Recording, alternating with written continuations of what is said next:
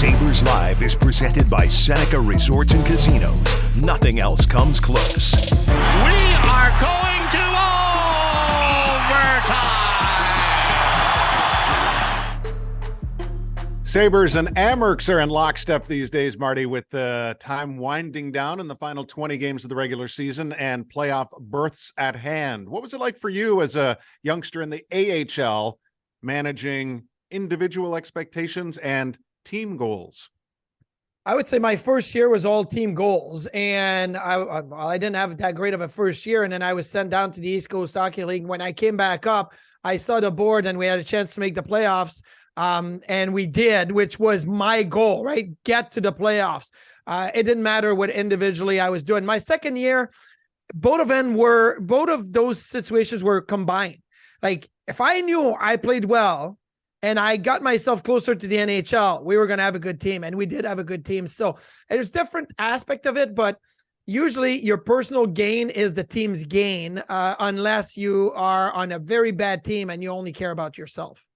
Amerks head coach Seth Appert, our guest on Sabres Live Overtime. And when you're serious about the game, bet on Buffalo at the only sports books in Western New York. Seneca Resorts and Casinos betting counters are open daily. Self-service betting kiosks available 24/7 at all three locations. Whether you visit Seneca, Niagara, Allegheny, or Buffalo Creek, the Sports Lounge features the latest lines and multiple screens so you never miss a play. The Sports Book at Seneca Resorts and Casinos, where the love of the game meets the thrill of the win. Seth, how are the kids doing? My children or the Amerks children? It feels like you've had a large group of young people all year long. How are they? They're great. We are young, especially in terms of how many of our go-to guys are teenagers or were at the start of the season. So they're doing really good. The improvements that we've seen from Jiri Kulich, Isak Rosen, Tyson Kozak, Alexander Kisakov, Philip Cederquist, I mean, it's been remarkable. Kulik and Rosen have developed into go-to players. They're playing huge minutes. There's a lot of nights right now that they lead our forwards in minutes played, which is just incredibly impressive at 18 and 19 years old. And they're producing offense, but they're also playing really well away from the puck, especially compared to where they were in October. Their habits, their detail, their willingness to win puck battles and play good defense. And Kulik is finding the scoreboard a lot more right now, but I think Rosen in the last 6 games has either hit the post or made a pass that led to a post, I think like 8 different times. So he as good as Kulik is playing, Rosen might even be playing as good or better, just not always translating to offense right now. But it's been very impressive. It's a real credit to the work ethic of those guys. I am amazed. And I always have to remind myself, Kulik is a 2004 birth year. Like, yeah. He's 18. He will be 19 in April. I mean, that is crazy to me with what he's been able to do. But so, being that he's a young 18, where do you see him, like, in his path to the NHL and things that he has to work on and improve, while some other things that are, this is already NHL ready? His shot is NHL ready. And his shot keeps getting better. It's probably, like Jack Quinn, Jack had a really good shot coming in. Jiri had a really good shot coming in. Now they're fine tuning it. They're realizing it's not just about blowing it past the goalie. It's deception. It's changing the angle. It's funny. Jack Quinn texted me after that goalie scored against Tampa and said, that's an Amerks shooting room goal, and cause he realized that he can't just shoot it past pro goalies. You need to deceive pro goalies. So those are the fine tuning things that Kulik is going through right now. And now you're starting to see him score a lot more, but he's also scoring more because he's putting himself in better position. He has the puck more. So what he has to keep getting better at is he has to, be stronger on puck battles. He's way better than he was in October, but he still has to grow in that. It's not just one effort or two effort. When he gets low and strong on his stick, he's really powerful. And sometimes young players can get a little upright or one hand on the stick. And then what he's learning is if you lose that puck battle, you might spend the rest of your shift playing defense. And he and I have a joke. When we watch video together, I said, do you like playing defense? He's like, no, I do not like defense. I'm like, no, exactly. So win the damn puck battle so we don't have to play defense. Right. So he's growing in those areas, how he's hunting pucks down, forechecking, and he's connecting the dots on the better his habits are away from the puck, the more he gets to have the puck. But he still has to have growth in those areas.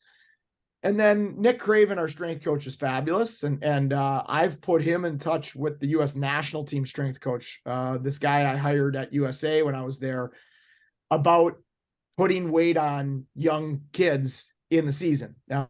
You can gain strength in the season. It's not normal. And a lot of people talk about just trying to maintain, or you try not to lose too much, but you can put strength on, you can put lean muscle mass on players of this age.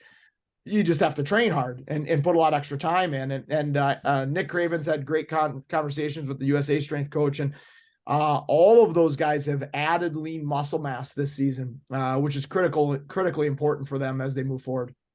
Yeah, but how much does Kisakov weigh now? He's not to where we need him yet. He's still too light. And when I go by him at breakfast, I tell him to take more scoops. So, and with Kisakov, I think we're trying to be a little, a little progressive. Kevin and Jason and I have talked. Right now we're sitting him in certain games because we need to lift him more, because his mind and his stick skill and his creativity are near NHL caliber, but his body isn't. So we need to attack the part that's the biggest thing preventing him from getting there, which is his strength and his muscle mass and how much he weighs. And so, right now for him, because of his weight, the common notion is that game development comes in games. Actually, development comes in practice, video, weight room, through failure. And so right now, sometimes games are less important for Kisakov, even though we're still playing him in a decent chunk of games, and we're spending more time with him in the weight room. Now, Brian McCutchen, who was my coach with the Rochester Americans, said he was told to gain weight, all he needed to do was have a couple of beers at lunch. Your team's too young to get to have beers at lunch. So how has it been for you as a coach to be able, you talk about talking to Kulik about defense, but the communication, like these young kids, like they're a total different breed of human being as when we were, and the next generation between us. How has the communication been with the young kids? Are you like TikToking it and, all of that with them, or getting involved in their shenanigans? I only do TikToks with my daughters. Okay, so that's good. I'll leave the TikToking to the guys. Actually, Marty, I don't think kids are that different. I really don't. Okay.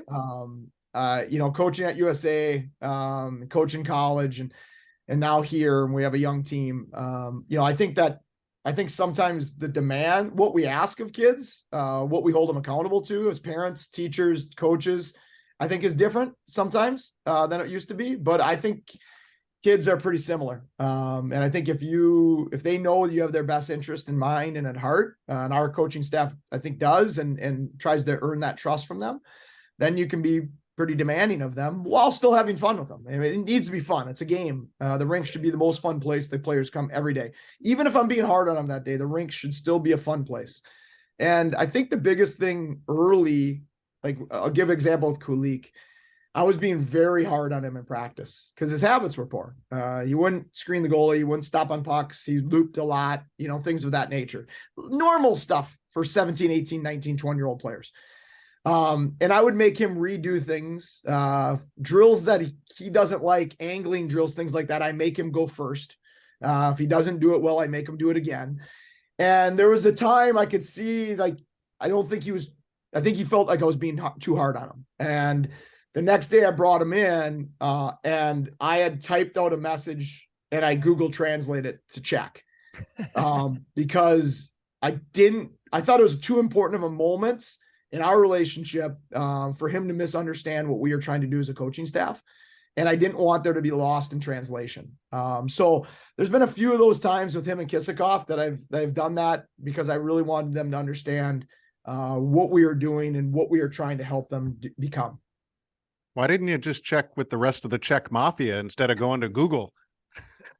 You never know what Rousek's saying, because Rousek's laughing and smiling a lot, and there's some, I think his nickname's the King of Prague. So I love it. I don't know if I want that my words being translated there. I love that. Oh, that's so good. And I can totally see it. I've loved the way he carries himself and I do the confidence and he drips with swagger. He's got a great personality. He's so much fun to be around. Yeah. Hey, when you said a second ago just about, kids now and kids before and holding to certain standards, do you think you're trying to hold kids to a higher standard or than what, let's say, we grew up in? Like, how do you view? I'm just curious what you actually meant by it, like whether it's changed and where the standard is at and what you do expect from kids. Because I ask it from the sense of, I feel like kids know more today than we could have ever known. Yes. But I don't know how that translates into your role when you're trying to help shape people and players. Well, I guess what I mean by kids these days, like I learned this, I was at a coaching conference. This is probably 15 years ago. And I think every generation says that, right? Kids these days. Yeah. And there was a Marine speaking, and the Marine didn't have a leg and lost his leg in war. And he said, hey, how many coaches say kids these days? And, most people raise their hand, nod. And he's like, well, let me tell you about kids these days. And he listed off the three Marines that were like 18, 20, and 21 that went into, shots being fired at them and pulled him to safety after he'd been injured. He's like, kids these days are the same. What we ask of them is different, and it really resonated with me. And I try to remind myself of that, that they are smarter. They do know more now. So they are different in those ways. But I think at heart, kids aren't a lot different in terms of if they're held to a high standard and they're a good kid from a good family with a pretty good work ethic, and they're held to a high standard and they understand why they're being held to that standard, and they think the person holding them to that standard actually has their best interest in heart, I think they're gonna meet that standard. And so that's our job, to create relationships with these kids, these prospects, where they trust us. So that's number one. And that's all of our job here, not just coaches, that's support staff, strength coach, all of it. And that's our veterans. That's Mershey. And that's why we sign guys like Mershey and Malone and Prow, because there's such great presences in our room. And then I'm trying to hold them to a standard. That's the National Hockey League, because that's what they want to get to. And that's what the Sabres want them to get to. So that's a high standard. You're trying to hold a player to the high standard of the top 0.01% hockey players in the world. And the only players that make the NHL, and Marty knows this, he played, I didn't. But what I've seen, players that I've coached, genetic freaks and overachievers, right? That's the league. 70% of the league is genetic freaks. And then they work really hard as well. And if you're not a genetic freak, you better be an overachiever, and your habits and your detail and your work ethic have to be off the charts. So we're trying to hold them to those standards. And I have these conversations with older players too. What are their goals? Is their goal just to score in the American League and keep getting contracts and extend their career? Or is their goal, like Anders Bjork, to get back to the NHL? Well, because there's two different standards for that. Let's just be on the same page about it. If you just want to score in the American League, I'm not going to yell at you every time you don't finish a check or block a shot. But if you want to get back to the NHL, there's a different standard to that, right? So Anders wanted to get back to the NHL. And so the standard's high, and credit to him. He reached it, and it was really neat to see him have success the other night in Chicago. So I guess I am an overachiever, because I can guarantee you I am not a genetic freak. So there you go. go. 1% that's neither, maybe. Yes. It was his brother. Yeah, my brother was a genetic freak at 6'7" and 240.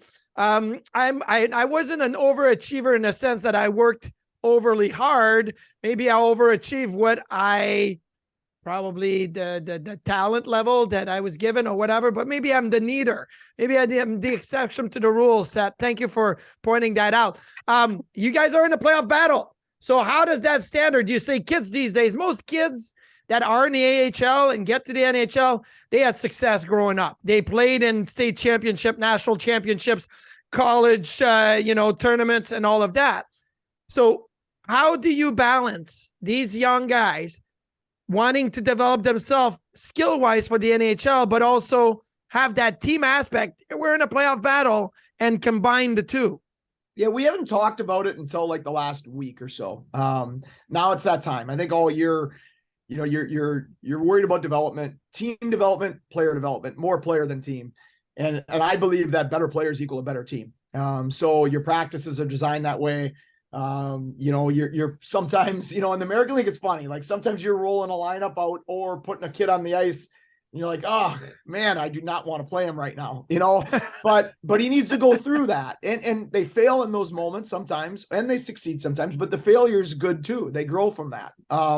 But now you are getting to that time of year where wins are critically important, making the playoffs important. The playoff run we had last year, the last 20 games, how important that was. Being in big games, getting enough wins to get the right to the playoffs, then playing into 3 rounds.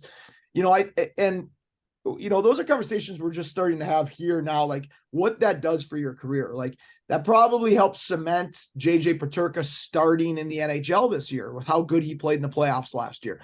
That probably helped Mark Jankowski get back to the NHL in Nashville. That probably helped Arttu Ruotsalainen get a big time contract and a lot of money in Europe. Like it matters. And people are watching how you play at this time of the year down the stretch and then into the playoffs. And it means different things for different players. For the young prospects, they're trying to earn the right to get to Buffalo or for somebody else to acquire them so they can have a chance to play in the NHL. For guys like Malone and, Prow and Mersch and those guys, they know that winning as leaders of a team helps extend their career and shelf life and how much they get paid in the American League. So those are important things, and we're going to try to seize those moments like we did last year. We just passed the trade deadline, and obviously at that same time, rosters have to be set moving forward for the AHL affiliates. Was there any discussion that anybody on Buffalo's current roster could be made available for an Amerks run? I mean, there was discussions about those things. I mean, Kevin's awesome and he's so transparent, and we get to have communication up and down the organization, which is, I think unique from what I understand when I talk to other coaches. So, those were discussions, but I think it is also different when Buffalo's in a playoff race.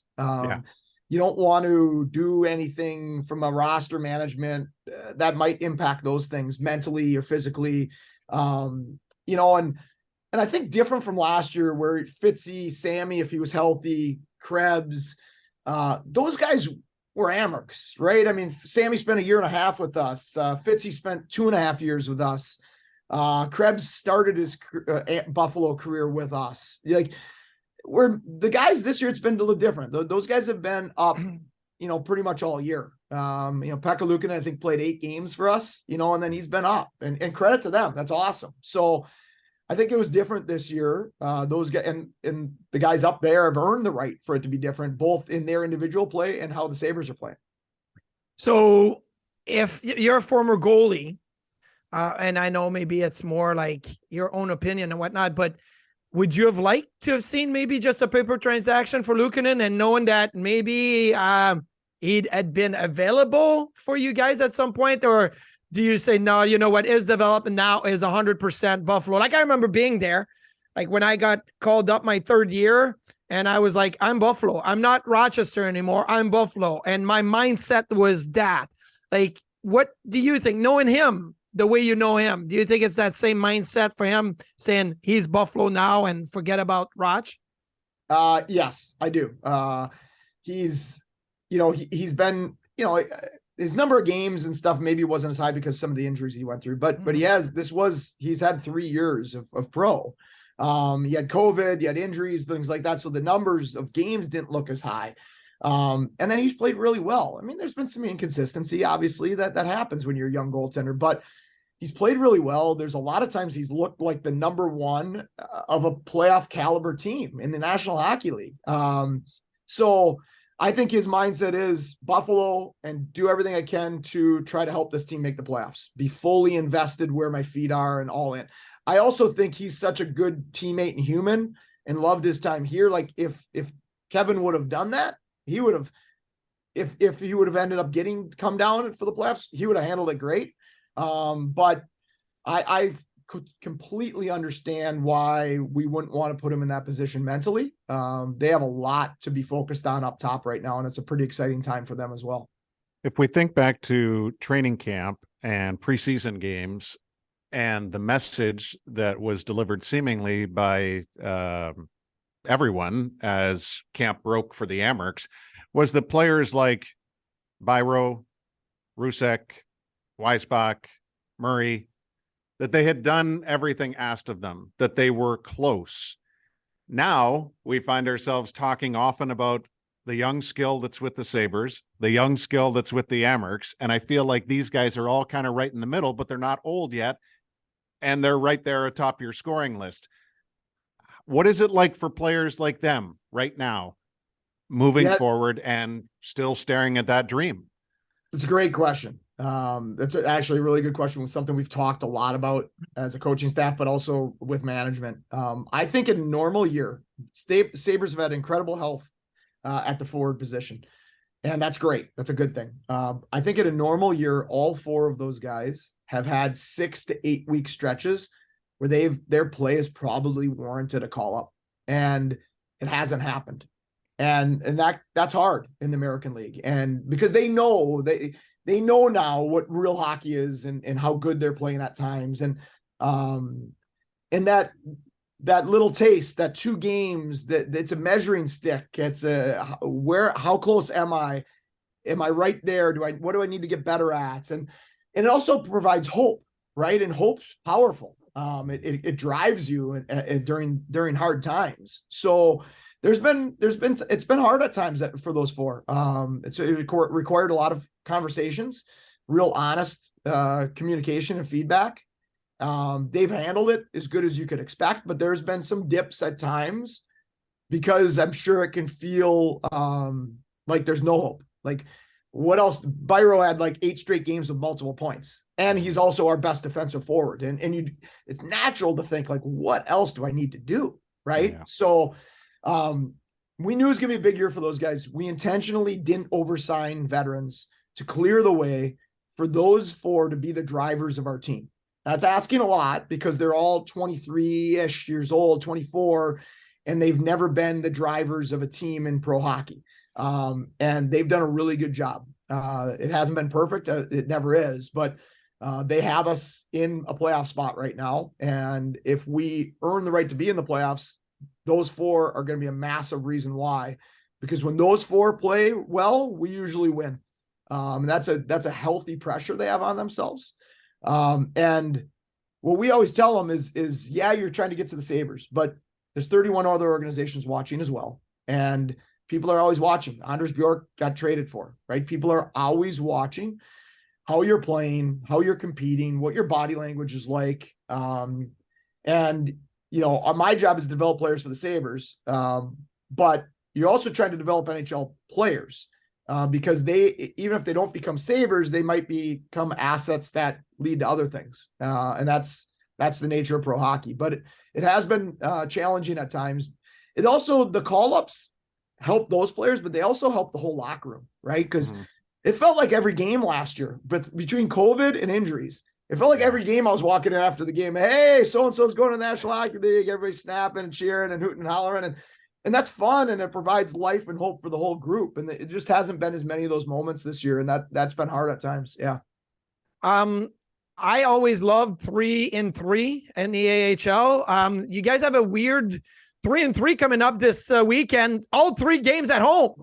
Saturday's on the road. Oh, Saturday's on the road. Sorry. Okay. Well, Saturday is at if I could read, it's at Syracuse, but it's not far. Let's just pretend it's your second language. It's like a home game. But anyway, you got Google Translate out. You know what? Where's the Czech translation for the schedule? But you have 3 sets of 3-3 from now until the rest of the year.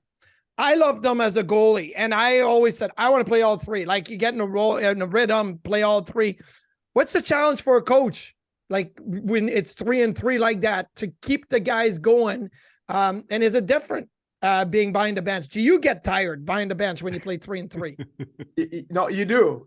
You get a little bit tired in terms of just, the amount of video you're watching, and then the American League, you're usually on a bus, right? So like last week we played home Friday, or 2 weeks ago, home Friday, bus 5 hours through the middle of the night to Springfield. Well, we went to Albany and a little bit halfway, right? But then you're playing that night, then you bus an hour and a half to Providence, and you play the next day. Like it's a grind. And usually, as you know, Marty, you lived it. Sunday is more about what you're going to demand from yourself in your mind than what your body has left, right? So you got to be mentally sharper. It's harder to come back at the back end of a 3-3. So getting up, like in that 3-3, we got up on Providence early in that game, and it was over. If you get down early in the game in the back end of a long trip or a 3-3, those are hard games to come back from. So I think your mental sharpness and then your readiness in the first period to not let the game get out away from you is critical as the weeks get longer. Yeah, that was your 20-goal weekend. My goodness. Oh, that was nice. Oh, I'm a smarter coach when we score 20 goals in 3 games and when our goalies are at 92%. Like, it's amazing how smart of a coach I am when we average 6 goals a game and our goalies save 92% of the shots. Who takes more of the credit for the outbursts? Is it Pekka or Weber? Which one of the assistants takes more of the credit when you guys scored that many goals? Steggy, okay. the skates are sharp and the sticks are good. That's all on him. You're only as good as your tools, says every carpenter, right? That's right. Is there something, though, that you see, like here we are, 19 games to go, and you've just had significant swings, 20-goal weekends, and then a really challenging week. What are you guys at your best, and what are you most optimistic about here in this final 19 games?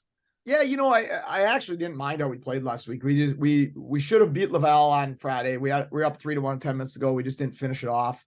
And we significantly outplayed Belleville, like significantly. And it just was one of those nights that, the couple pucks went in our net that probably you didn't want, and their goalie made some saves. We hit some posts. So I think at our best, we're a fast, competitive puck pressure team that puts our opponents in some really uncomfortable spots with the speed of which we can attack, but also the speed of which we can apply pressure when we don't have it.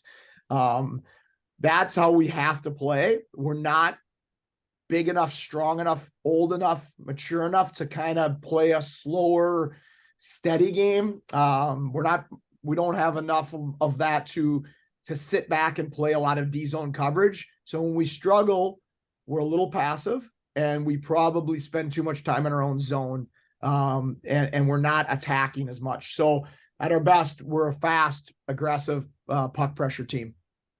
I'll end my line of questioning after the blunder I did in the 3-on-3 last one with goaltending. Last year, like, Malcolm Subban was such a great story in Buffalo. Obviously, he came up, got hurt, battled through that injury through the game, right? A broken arm, needed surgery, and still stayed in the game. And he sang the national anthem the last game of the season. It was wow, like, this guy can do everything. How is he and Michael Hauser been? We know Hauser from also playing in Buffalo a bunch of games last year. Of the two have been, and the back and forth that you've been able to use with your two netminder. Yeah, I mean, all things considered, when you look at that, Upi's been gone after the first 8 games of the season.